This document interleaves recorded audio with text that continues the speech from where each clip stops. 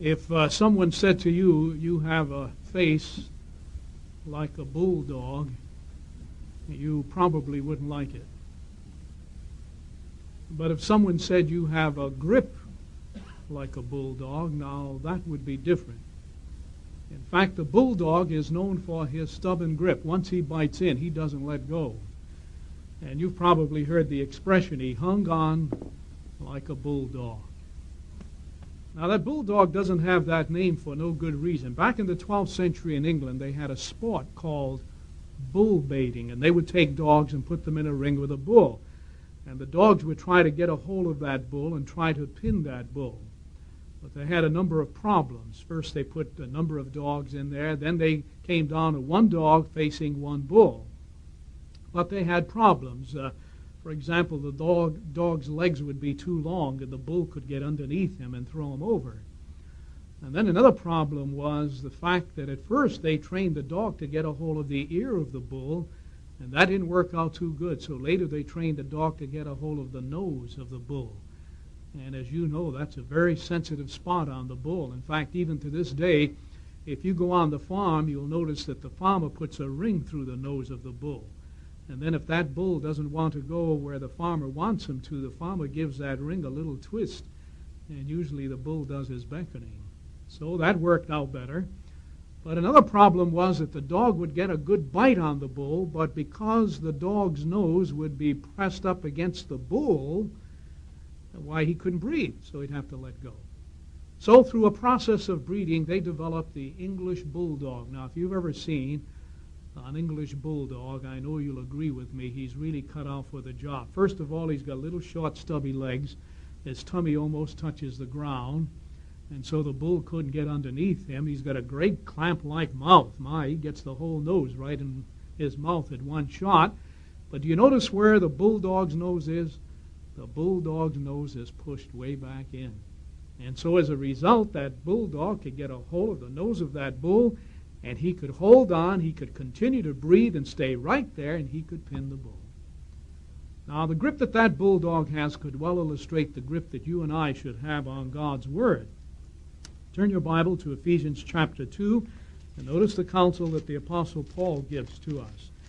Philippians chapter 2, and I'm going to start reading at verse 16, so follow along there if you will.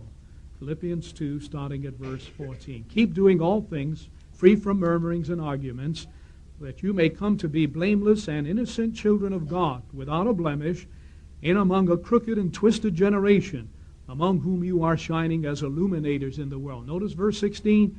Now keeping a tight grip on the word of life, that I may have cause for exaltation in Christ's day, that I did not run in vain or work hard in vain. So Paul's counsel here is to keep a tight grip on the word of life. Now, what did he mean?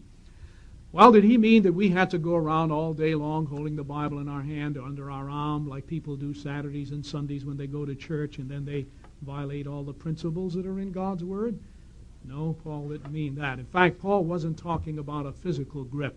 What Paul was talking about was a mental grip, and what he was saying is that we should keep a tight mental grip on the Word of life. Now, how are you going to develop a tight mental grip on the Word of life? Well, with the bulldog, to get the right grip, to get the right features in that dog, they had to breed that dog, didn't they? It took proper breeding to get those characteristics, the little short stubby leg, the big mouth, the nose pressed way back in. Well, now, with us, it's going to take proper theocratic breeding. Now, we're talking about a mental grip, so mental things are involved. What would be involved in this theocratic breeding? Well, number one, very important would be regular personal and family study of God's Word. That would be very, very important to develop this tight mental grip. In fact, the Apostle Paul at 1 Timothy chapter 4, let me read this, and verse 6. And as I read this, see if you can pick out the word that would emphasize that how often God's Word should be read and studied. See if you can pick out the word that would make it very clear. 1 Timothy 4:6. By giving these advices to the brothers, you will be a fine minister of Christ Jesus, one nourished with the words of the faith and of the fine teaching which you have followed closely. What word emphasizes how often God's Word should be studied there? Okay, Sister Adame, just without the microphone, real loud. Yes, nourished. Now, what does this word nourish, that word convey? What's the thought that when you hear that word nourish, what does it convey to you? Okay, please, Brother. Okay, that's true. And Sister Day? Feeding, all right. So usually when we say that a person is well nourished, what are we saying? Well, we're saying he doesn't miss many meals. That's what we're saying. He's well fed, see. So if we're well nourished with God's Word, then it means that we don't miss spiritual meals. See, we study regularly. We study with our family. And so as a result, you see, mentally, we get that tight grip, or it helps us to get that tight grip on God's Word. That's number one. Number two is regular attendance at congregational meetings. We recall the command that Jehovah gave in the book of Hebrews, chapter 10, verse 25, not to forsake the gathering of ourselves together. But now, see, it's not a matter of just coming to the meeting. It's very easy to come to a congregation meeting and sit down here physically, but see, are you here mentally? See, do you stay here during the meeting? Do you participate, see, in the common? So not only attending, but participating is very important, because we give expression of how we feel about Jehovah here. We talk about issues, don't we? We talk about morals. We talk about blood transfusions. We talk about neutrality. See, these are all issues. And should we not express ourselves to show how we feel? And when we do, you see that grip on God's Word gets tighter. So, number two, regular attendance at congregational meetings and participation. Let's not forget that. Number three is regular participation in the field service. We know that we go out and talk to others about God's Word. It strengthens our belief in God's Word, doesn't it? When you go out and you open the Bible and people ask you questions and you defend the truth, really, who gets more out of it, the person at the door or do you?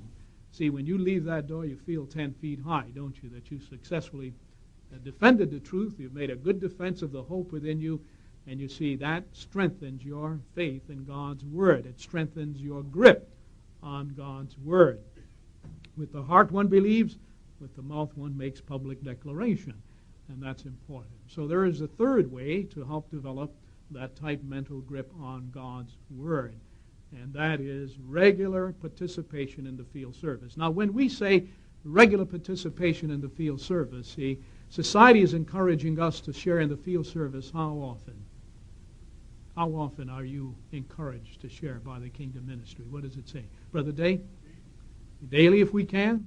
At least one. Sister Campbell? Weekly. Now, how do you spell that, Sister Campbell? Okay, no A in that, is there?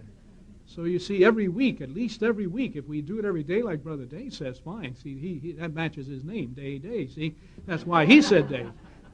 But see, at least every week we should do it, you see. Now, the fourth point that is necessary to strengthen that mental grip on God's Word is regular prayer. You see, when we pray to Jehovah, we show our dependence on Jehovah. We put everything in the right perspective. And you see, our mind is in the right perspective, isn't it? Because now we show, you see, how we need God's Word and how we need Jehovah. All right, so what are the four things that are needed to help develop that tight mental grip on God's Word? Let's see if you have them. Number one was what? What was number one? Okay, sister here, please. Real loud so we can hear. And let's put something else in there. Regular personal and what else, Brother Laguna? Yes, let's not forget the family study in there too. All right, number two was what? Okay, Sister Tiggs, please. And regular attendance? Oh, okay, let's not forget that participation. All right, so there's two. Number three, please, Sister. Regular fare. And how often? At least? Okay, no way in it, remember. Okay, and the last one, the fourth one was what? Please, over here, Sister. Yes, regular prayer. All right. Now, let's say we got it. We study with our families. We're at the meetings. We participate. We're on the service weekly and daily if we can. And we pray regularly. We've got it. We've got it. We've got that tight mental grip on God's Word. Now, is that a guarantee that you're going to keep it? No, it's not. When that bulldog bites the nose of that bull, that bull doesn't just stand there. That bull wants to get that dog off his nose. And so what does he do? He snorts, he twists, he turns. You see, it hurts. He wants to get him off there. Now, one of you young ones tell us, who do you suppose it would be that would want to get us to lose that tight mental grip on God's Word? Okay, young brother here. Who? Read aloud. Read aloud. Yeah, Satan. That's right. Now, how's he going to do it? We know what the bull's going to do, see, but do we know what Satan is going to do? Well, he could do a number of things, and it's good for us to remember what he's going to do or what he could use to get us to lose that tight mental grip on God's Word. One of the things that he could do, number one, is to have our heads cut off.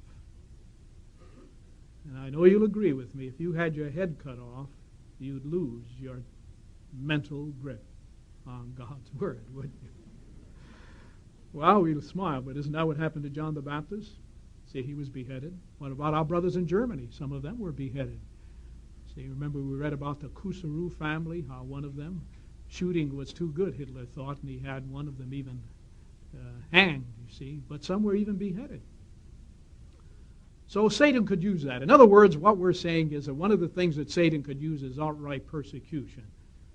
And he has used that. And he has been successful to some extent, you see, to get people to lose their tight mental grip on God's Word. Now, he's going to use that on us. He uses it. We know he's going to use it.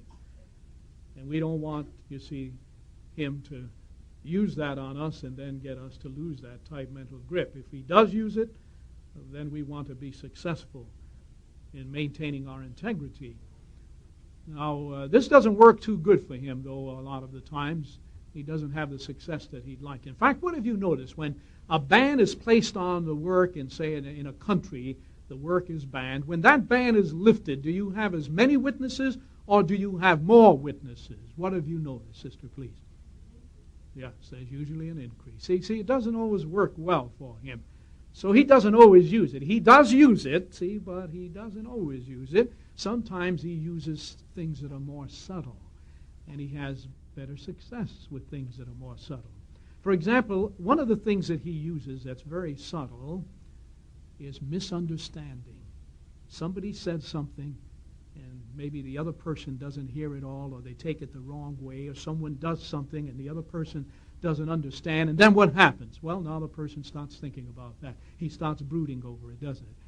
And so he thinks more and more about that, and instead of thinking about serving Jehovah God, he's got his feelings hurt. What is he thinking about? You see, and what happens? You know what happens. Isn't it interesting when somebody has a misunderstanding, they get their feelings hurt? What have you noticed? Who do they take it out on? Who do they take it out on, Sister Laguna? Yeah, because what do they do now? Their feelings are hurt, so they stop coming to the meetings. They don't go out in the service. See, Jehovah didn't do it. Why take it out on him? And besides, that's the worst thing you could do. That's when you want to be at the meetings. That's when you want to be serving Jehovah. You see, more than ever if you have a problem. So it's the wrong thing to do. See, when it comes to misunderstanding, we're imperfect. We're just like people of the world. We're going to have misunderstandings, let's face it. It's going to take 1,000 years for some of us, to get back to perfection where we're not going to have misunderstandings. So we're going to have them. But see, the difference with Jehovah's people and people of the world is Jehovah's people know what to do if they have a misunderstanding. And God's Word tells us. In fact, Jesus makes it very plain. Let's read his words in Matthew chapter 5. Matthew chapter 5.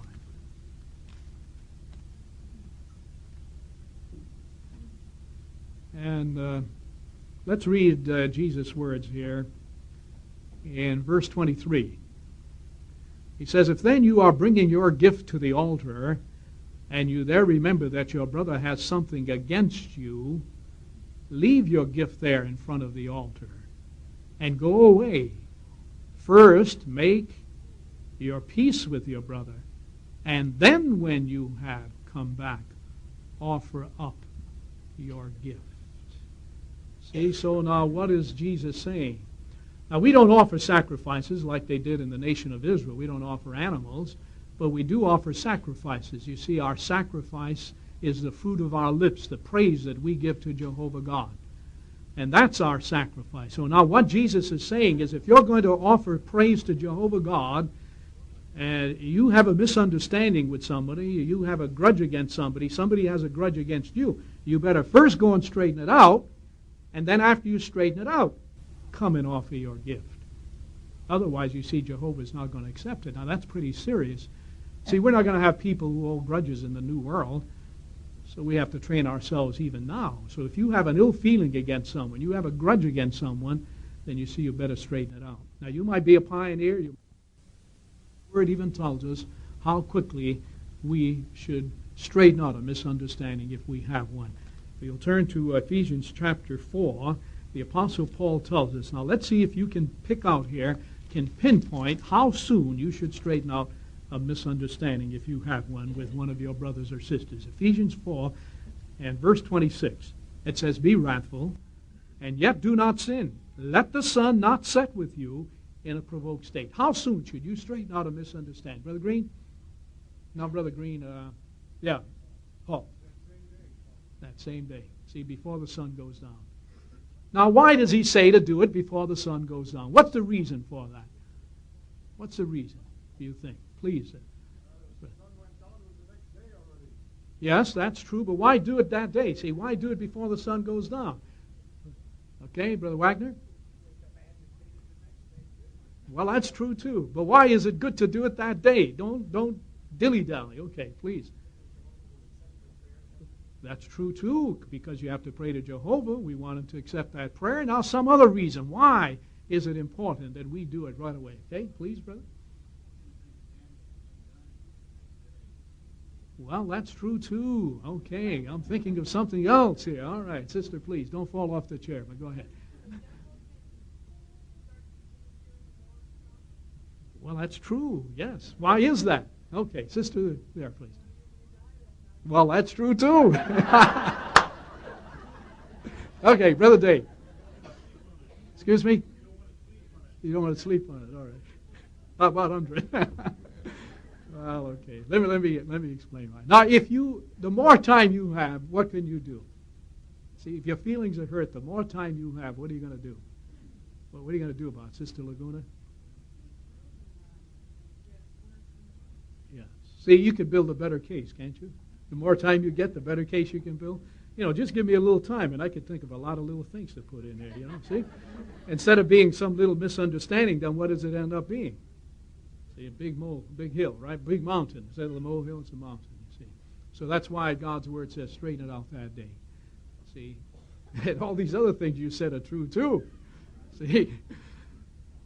But straighten it out that day. Now, Satan's going to use that. I mean, let's face it, we're imperfect. He's going to use it.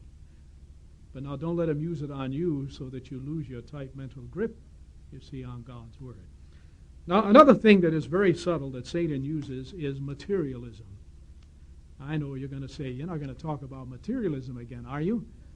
Yes, I am. You see, a lot of people don't understand what materialism is. They think to be materialistic, you have to have a lot of things materially. But see, that's not so. You could live in an old broken-down house. But if you let that house interfere with your service and worship of Jehovah, you're materialistic. You might have an old flivver of a car. But if you let it interfere with your service of Jehovah and your worship of Jehovah, you're materialistic. You see, materialism is just what it says it is. You make an ism out of something that's material. I like to explain materialism this way. There are two brothers in a congregation. One is a professional man. The other brother is a laborer. Now, they both love Jehovah. They both study with their family. They go out in the service regularly. They're at the meetings. And they study with their families. And both of these brothers now go down and they see a new automobile. And they both want to buy that new automobile. Now, the brother who's a professional man, he has a lot of things material things. He goes down, he buys the car. It doesn't interfere with his service. It doesn't interfere with his study of God's Word. It doesn't interfere with his coming to the meetings. Now, the brother who's a laborer goes down. He buys the car. But now to pay for the car, he's got to work overtime. So as a result, he misses meetings. He misses going out in the service. He doesn't study with his family like he did. Now, let me ask you, which one of these two are materialistic? Please, sister. Well, not the poor one. But what other name can we give him? All right, the laborer. Yes. See, the laborer. Now, why do we say the laborer? Because what did he do? Please. Yeah, that's right. His worship of Jehovah, you see. Of course, that professional man could become materialistic too if he puts the material things first. But see, he hasn't done that. The other one has. But you see, materialism is very, very subtle. It's very subtle. In fact, how it works perhaps could be explained by this illustration. A little bird picks up a seed. And as it flies, it accidentally drops the seed, and the seed falls and gets embedded in the bark of a tree. And there it starts to grow. When it germinates, it grows. It sends out roots. They're called aerial roots. It grows down the whole trunk of the tree. And then it starts squeezing that tree and squeezing that tree. And you know what happens? The trunk of this tree now becomes the trunk of that little seed. That seed is the seed of the strangler fig tree. And so what happens now? The trunk becomes the trunk of the strangler fig tree. See, that little seed, so little, so small, has taken over this whole tree, lock, stock, and barrel. And that's the way materialism works. It starts out just like that little seed. So you miss one meeting. So what? Then you miss two, and then three. And so you don't go out in the service 1 week, and then it's a whole month, and then you become irregular, and then it's 6 months, and you become inactive. And then before you know it, you start getting squeezed and squeezed. And you could get squeezed right out of God's righteous new world. That's how subtle materialism is. You see why Paul gave the counsel he did in the book of 1 Timothy chapter 6 and verse 10. 1 Timothy 6 verse 10. See, he says, "For the love of money is a root of all sorts of injurious things, and by reaching out for this love, some have been led astray from the faith and have stabbed themselves all over with many pains." And that's what happens, you see, to an individual if he lets materialism, you see, take over. Something to think about, isn't it? It's very subtle. Satan uses it. Don't let him use it on you. Another thing that's very subtle that Satan uses is association. That's very subtle. Now, when we say association, of course, we mean the bad association or the wrong association, don't we? Now, when we think of wrong association, what scripture usually pops right into our mind? What's the scripture that comes right to our mind? Please. 1 Corinthians 15:33. Yes, 1 Corinthians 15:33. Someone tell us, what does that say? 1 Corinthians 15:33. What does that say? Who remembers? Okay, way in the back, brother, please. Yes, do not be misled. Bad association spoils useful habits. I'm glad you put the first 4 words in there, because many times when people quote it, they leave out, do not be misled. Why do you suppose Jehovah had those 4 words put in there, do not be misled? What do you think the reason was? Why would he say, do not be misled? Please. Yes, good, please. Yes. Sometimes we think we're different, don't we? Do not be misled. Not me. Bad associate? Not me. Yes, you see, you. Every one of us. Those words are addressed to every one of us. Don't be misled. Don't think you're different. See, because bad association can get to you too. Now, when we talk about association, right away we usually think, well, of associating with people that are not good. And that's true. But let's face it, you got to work with people of the world. You got to go to school with people of the world. You got to buy groceries and things from people of the world. You got to preach to people of the world. Now, where do we draw the line then? You see, where do we draw the line here on physical association with people of the world? Well, where do we draw the line? Where do we draw the line? See, where do we draw the line? Sister, please. Okay, we don't fraternize with them. We don't socialize with them. Sure, we're going to preach to them. We're going to buy things that we need from them. We've got to go to school with them. We've got to work with them. But we're not going to socialize with them. See, we're not going to fraternize with them. We draw the line there. Now, when it comes to association, though, you see other things are involved besides physical association. Now, we say we wouldn't have anything to do with a sex pervert, right? A homosexual. We wouldn't have anything to do with a thief, a crook. Of course not. We wouldn't have anything to do with them, would we? What do you look at on television? See, what kind of books do you read? What kind of magazines do you read? See, what do you look at when you go to the movies? What do you look at when you watch television? Do you have these kind of people in your living room? Turn to the 101st Psalm, if you would, Psalm 101. And let's read together here verses 3 and 7. Psalm 101. Look at verse 3 of Psalm 101. I shall not set in front of my eyes any good-for-nothing thing. The doing of those who fall away I have hated. It does not cling to me. Look at 7. There will dwell inside my house no worker of trickiness. As for anyone speaking falsehoods, he will not be firmly established in front of my eyes. Anyone speaking falsehoods will not be firmly established in front of my eyes. What do you look at on television? See? Hey, have you ever noticed, who do you usually, or many times, who do you find yourself rooting for when you watch television? Come on. Please. You're rooting for the good guy? Okay, sometimes. But now sometimes you also find yourself rooting for who? Please. Yes. Ever noticed that? The actor is, the prime actor. He's a thief or something else, and you're rooting, I hope he doesn't get caught. See? There was that Sister Manera cut out a little thing one time from one of the magazines, and it says, years ago we used to hiss the villain and root for the man with the white hat, But today we find ourselves many times rooting for the villain. See? So we have to be careful what we look at. Have you ever found yourself looking at something you think it's very nice, but before you know it, something immoral takes place? See, or some murder takes place? See, it's a worker of trickiness, and we need to watch out. Now, when we are out in the service, sure, we meet people, and very often they say, well, he's a homosexual, he can't help it. See, but what can you do? And they say, now, wait a minute. Look at what God's Word says here, 1 Corinthians 6, 9, 10. Look at what this says. See, you can argue back with someone like that. Try argue back with the television set, with the magazine you're reading. See, you have to just sit there and take it. It's even worse. See? Well, another thing that we have to mention when it comes to association is you have a number of young folks in the congregation, young men, young women, and it seems that's the way we're made. When you get a certain age, then you find out that there's another sex, don't you? Well, there's nothing wrong in that. But you see, when you get a certain age, you also want to date, don't you?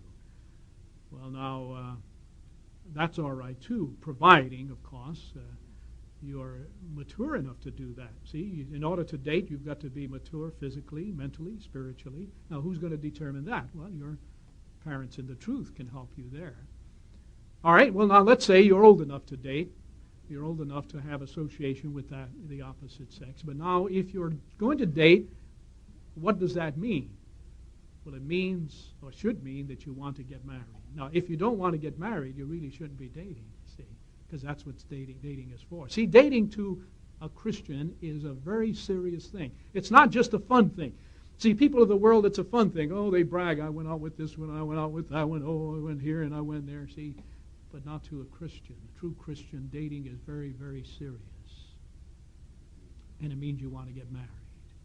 Now, if you want to get married, you're mature enough, you want to get married, you want to date, fine. But, you see, there's still another stipulation, because the Apostle Paul said that if you want to get married, you should marry only in the Lord. What does that mean? Well, it means that you should only date, really, another dedicated servant of Jehovah God. See, that's what that means. And I know how you think.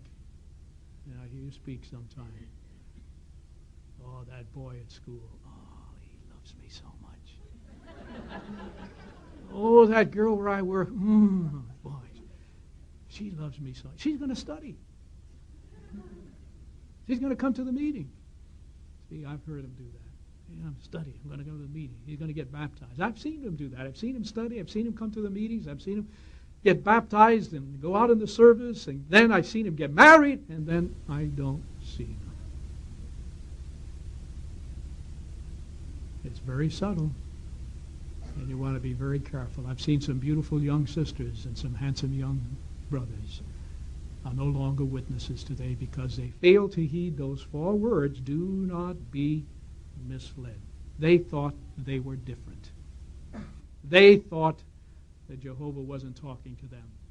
Oh, look at brother so-and-so. He wasn't a witness when he started going out with sister so-and-so. He is now. See, that's going to happen to me. If that's the case, sister so-and-so better count her blessings and thank Jehovah that her husband is a witness, because it doesn't happen very often.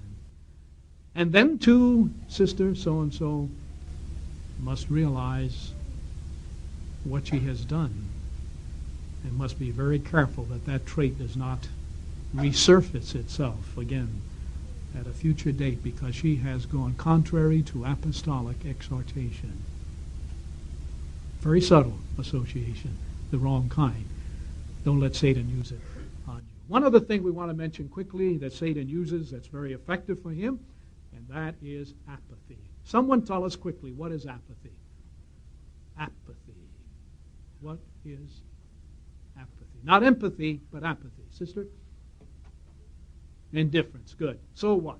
See, it's not when you first come into truth that you're liable to be apathetic. But after a while, you could get apathetic, Well, so we have another meeting. So what? We have 5 every week, Oh, another assembly. Oh, well, we have them, regularly.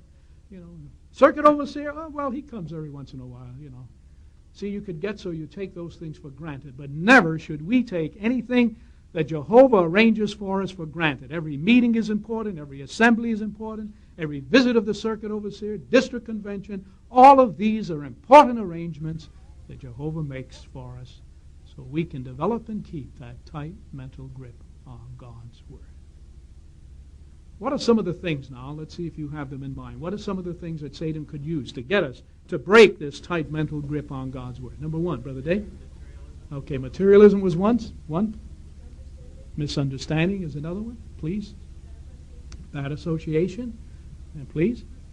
Persecution, outright persecution, and one more, please. Brother, yes, apathy.